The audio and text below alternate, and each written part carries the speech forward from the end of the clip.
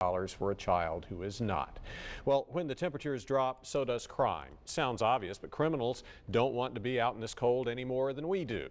But it doesn't always mean police officers are less busy during times like this. Fox 8's Joe Dominguez live in Greensboro with this story tonight. So, Joe, what happens without the bad guys to catch?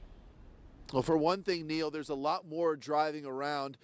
This is all due to Mother Nature, which, as you can see behind me, can freeze a fountain like this, and as we found out tonight, stop crime cold. What a difference a few days make. Monday, around 5:30. There was quite a bit of traffic crashes.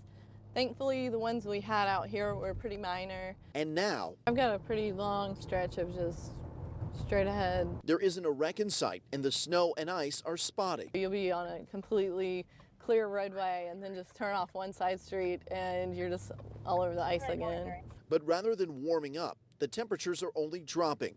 Police say that's when they handle plenty of calls from concerned citizens. We had an incident with an elderly person out in the snow someone was concerned about, so just a couple of different calls like that. Not so common on a night like this are calls of crimes in progress. In the heat of summer, that's when we are just slammed. It's just very weird. Crime really does go down when it's cold. And even when criminals do strike, the cold can lead to brain freeze. But I actually have gone to a breaking and entering before, and we were able to follow the shoe prints in the snow. Officer DM DeTore isn't complaining, though. She says it gives her an opportunity to help more people who are stuck in the cold. Almost every time we see one, we will stop for it, but sometimes if we're en route to a call, we can't.